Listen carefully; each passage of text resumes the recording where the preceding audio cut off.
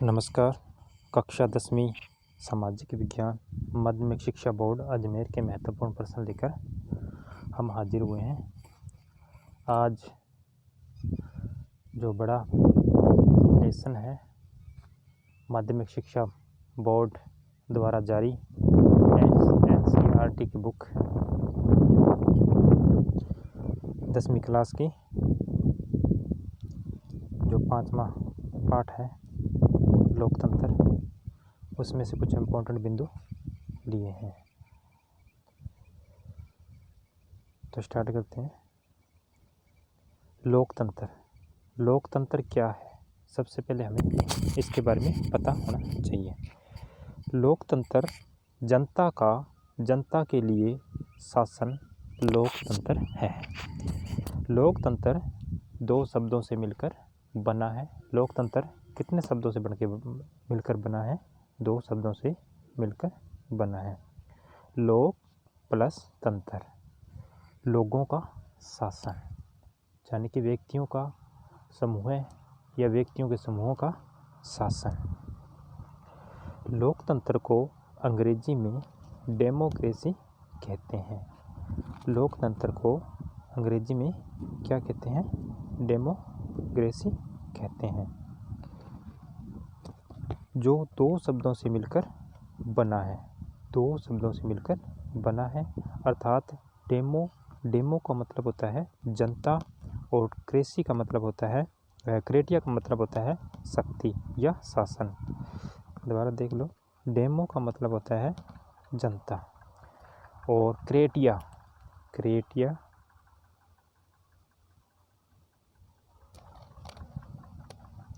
का मतलब होता है शक्ति या शासन। इस प्रकार लोकतंत्र का अर्थ हुआ जनता का शासन, अर्थात ऐसी शासन प्रणाली जिसमें जनता से स्पष्ट रूप से भाग ले सकती है, यानी कि पूर्ण रूप से भाग ले सकती है, अथवा अपने प्रतिनिधियों के माध्यम से स्वशासन चला सकती है, जिसमें अंतिम शक्ति जनता में निहित होती है।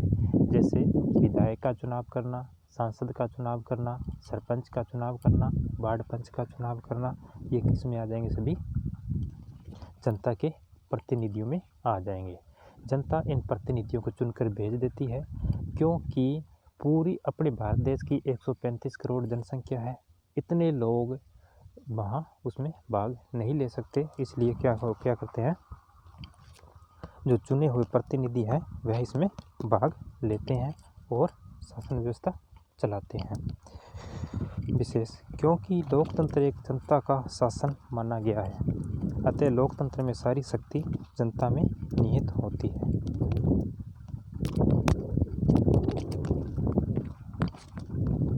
आगे, प्रजातंत्र में प्रत्येक व्यक्ति भाग ले सकता है, निर्वाचित हो सकता है, निर्वाचित कर सकता है, अर्थात वह चुनाव लड़ भी सकता है, चुनाव करा भी सकता है, चुनाव में भाग ले भी सकता है, वो खुद भी निर्वाचित हो सकता है।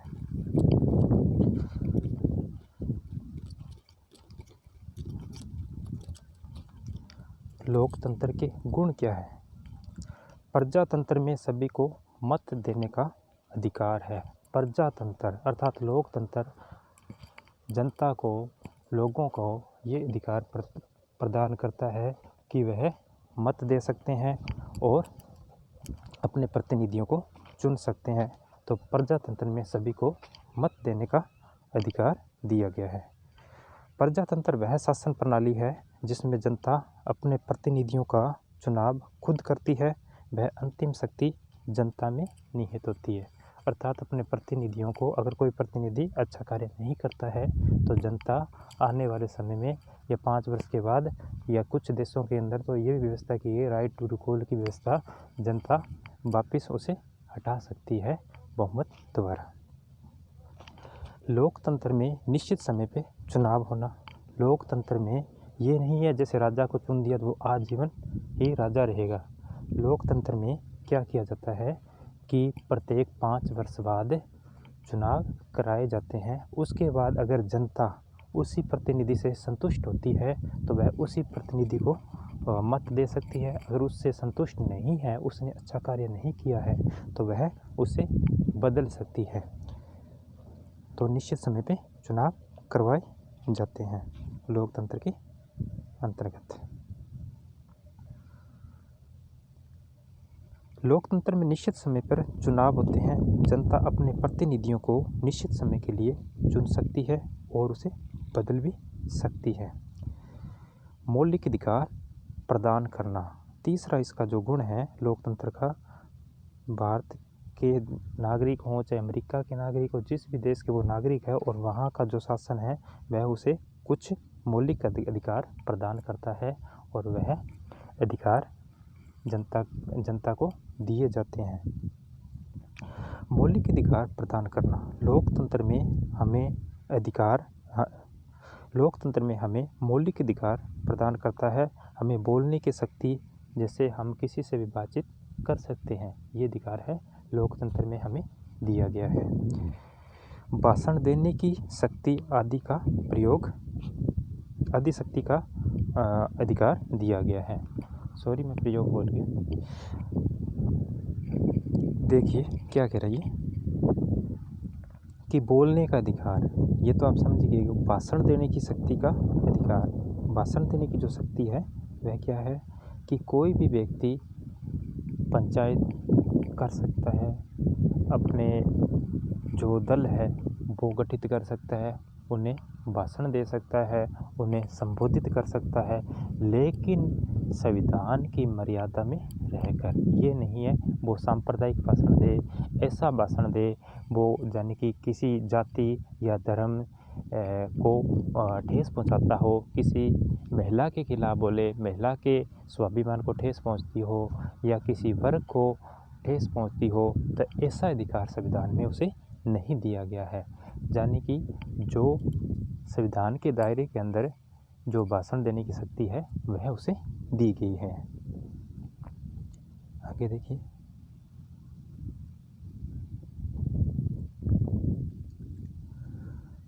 भाषण की शक्ति, लोकतंत्र हमें भाषण देने की शक्ति प्रदान करता है। जैसे मैं पहले भी समझा दिया अभी मैंने थोड़ी देर पहले।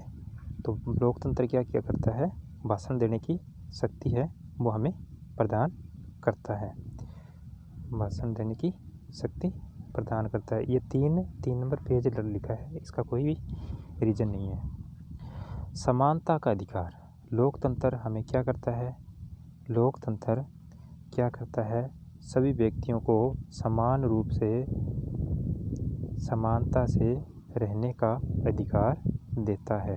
अब देखिए समानता के अधिकार, लोकतंत्र के गुण, एक लोकतंत्र का ये अहम गुण माना गया है कि बहुत ही अहम गुण है ये कि ये जाति, लिंग, अमीर गरीब, रंग के आधार पर भेदभाव नहीं करता है। चाहे कोई व्यक्ति अमीर है, अगर जो जैसे अंबानी है और एक गरीब व्यक्ति है, तो जो सज़ा का प्रावधान संविधान एक गरीब व्यक्ति के लिए करता है और वही जो सज़ा का प्रावधान है वह अंबानी के लिए होगा। जाति, किसी भी जाति के आधार पर भेदभाव नहीं किया जाता है। लिंग, ये भी भेदभाव नहीं किया जाता है कि यह स्त्री है, यह पुरुष है, यानी कि स्त्रियों को कम अधिकार देना और पुरुषों को ज़्यादा अधिकार देना, यानी कि समानता का अधिकार इसमें दिया गया है। और वैसे भी व्यक्ति समानता से कोई भी आजीविका कमाने के लिए नौकरी कर सकते हैं, सर्विस कर सकते हैं। किसी कारखाने में अगर काम किया जाता है, अगर 8 घंटे व्यक्ति को काम करने के 300 रुपये दिए जाते हैं तो 300 रुपये ही महिला को दिए जाएंगे उसको, यानी कि ये समानता का अधिकार दिया गया है। किसी व्यक्ति के साथ जाति, धर्म आदि के आधार पर भी किसी प्रकार का भेदभाव नहीं किया जाएगा और हमें समानता से जीने का अधिकार भी प्रदान करता है। न्यायपालिका, निष्पक्ष न्यायपालिका, निष्पक्ष न्यायपालिका, लोकतंत्र में न्यायपालिका पर सरकार का आक्षेप नहीं होता है। अर्थात जब ऐसा कोई कानून जब सरकार बढ़ा देती है तो न्यायपालिका को यह अधिकार होता है न्यायिक पुनरावलोकन करने का, अर्थात व्यवस्थापिका ऐसे कानून का निर्माण कर दे और वह कानून किसी व्यक्ति के, जाति के, धर्म की गरिमा को ठेस पहुंचाता है तो ऐसे कानून को न्यायपालिका रद्द कर सकती है और किसी भी प्रकार का जो सरकार का उसमें आक्षेप नहीं होगा। तो वो बिंदु न्याय पुनरावलोकन अपने न्यायालय वाले अध्याय में पढ़ेंगे। फिलहाल देखिए निष्पक्ष न्यायपालिका। लोकतंत्र में न्यायपालिका पर सरकार का आक्षेप नहीं होता, अर्थात सरकार का किसी भी प्रकार का आक्षेप है वह लोकतंत्र में नहीं है। सरकार द्वारा बनाया गया कानून अगर जनता के अधिकारों का हनन करता है, अर्थात जनता के अधिकारों को ठेस पहुंचाता है या उनको किसी भी प्रकार से उनके अधिकारों का हनन किया जाता है तो न्यायपालिका उसमें कानून को रद्द कर सकती है न्यायिक पुनरावलोकन के अनुसार। सभी निर्णय बहुमत द्वारा, लोकतंत्र में सभी निर्णय बहुमत द्वारा दिए जाते हैं। लोकतंत्र में क्या होता है, जो सभी जो निर्णय हैं वो किस द्वारा होते हैं, बहुमत द्वारा। अर्थात 100 व्यक्ति हैं जिसमें अगर 51 व्यक्तियों ने किसी के समर्थन में बोल दिया है, जैसे कोई बजट पारित करना है या कोई कानून लाना है तो उसमें जितना बहुमत निर्धारित किया गया है संविधान द्वारा तो उतने बहुमत उसको प्राप्त होंगे तभी वह यानी कि कानून है बन पाएगा। इसी तरह जैसे अपने राजस्थान के अंदर 200 विधानसभा सीटें हैं और 200 विधानसभा सीटों के अंदर जिस व्यक्ति को, जिस पार्टी को सरकार बनानी है या मुख्यमंत्री है तो उसके पास कितने विधायक होना अनिवार्य है, कम से कम 101। अगर 101 विधायक नहीं है तो वह बहुमत प्राप्त नहीं कर पाएगा। तो यानी कि बहुमत द्वारा सभी निर्णय किए जाते हैं। इसी तरह व्यवस्थापिका के अंदर, कार्यपालिका के अंदर बहुमत द्वारा सभी निर्णय किए जाते हैं।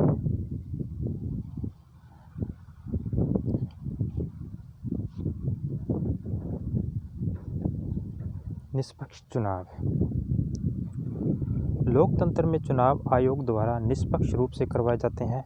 वे सभी इसमें भाग ले सकते हैं जिसे चुनाव आयोग ने पात्र माना है। अर्थात 18 साल की आयु जिस बालक ने या बालिका ने या व्यक्ति ने या महिला ने जो पार कर ली है और चुनाव आयोग ने उसे अधिकार दे दिया है तो वह व्यक्ति उसमें वोट कर सकता है। जब चुनाव आयोग द्वारा चाहे वह सरपंच के चुनाव कराए जाते हैं, चाहे वार्ड पंच के चुनाव कराए जाते हों और चाहे वे विधायिका के चुनाव कराए जाते हों और चाहे लोकसभा या राज्य विधायिका के चुनाव कराए जाते हों।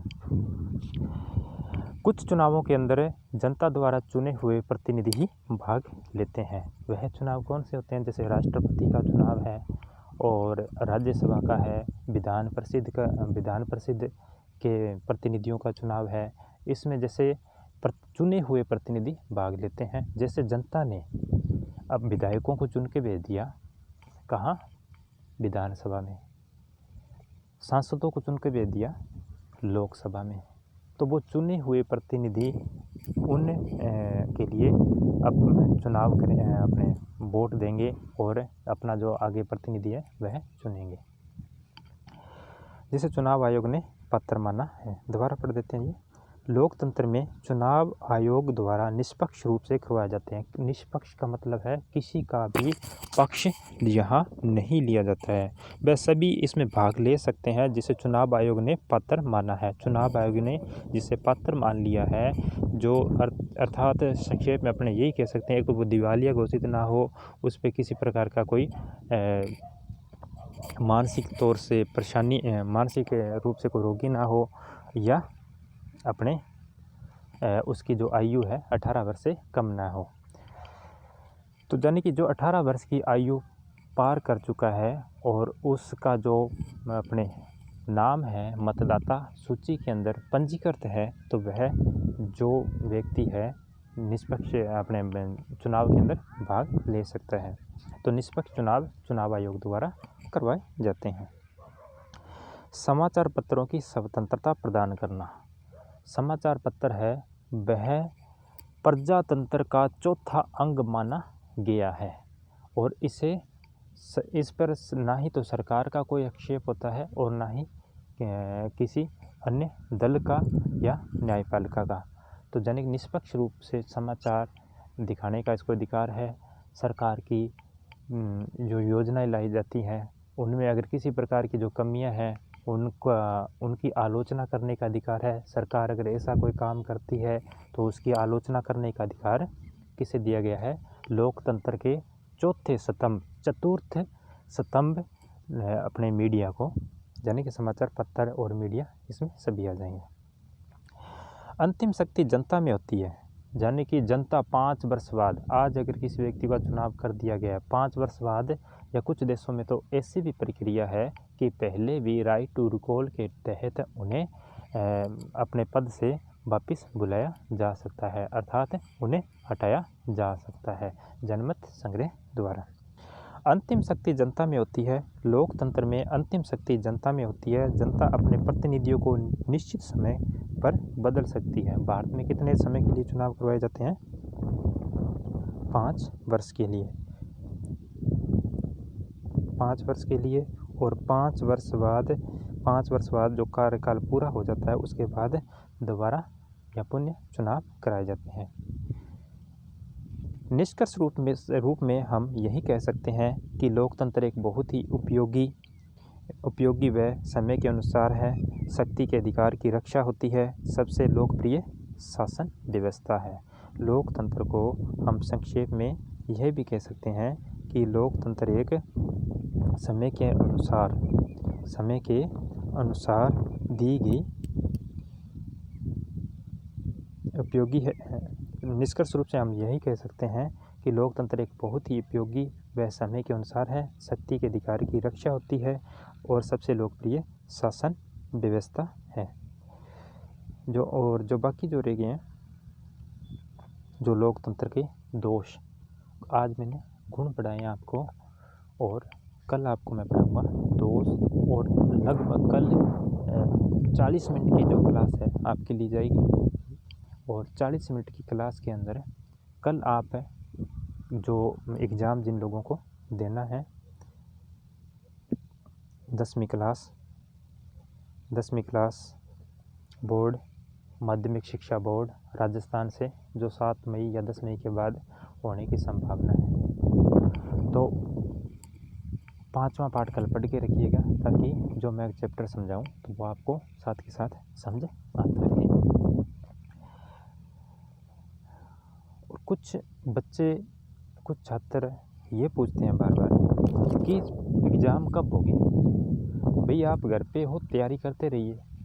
अब कहीं जा भी नहीं सकते, ना ननिहाल जा सकते, बुआ के पास नहीं जा सकते, फूफा के पास नहीं जा सकते, फूफी के पास नहीं जा सकते, तो आप क्या करो, घर पे तैयारी करो ना, जब तक ये महामारी चल रही है। क्या कभी एक बीएसएफ का जवान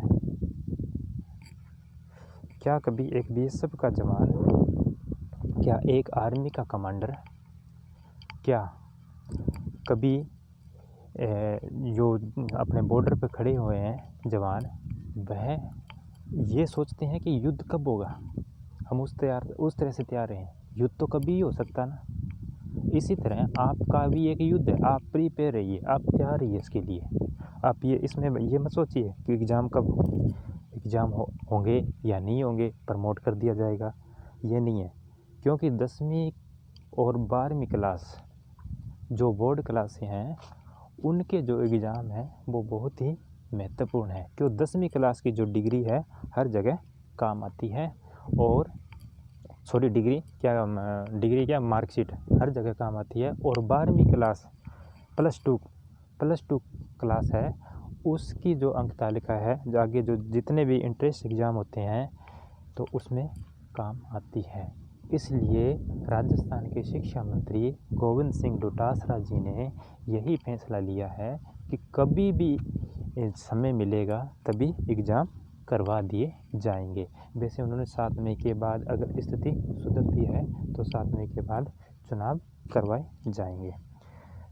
एक बार मैं वंश गेंदा आपको ये दिखा देता हूँ।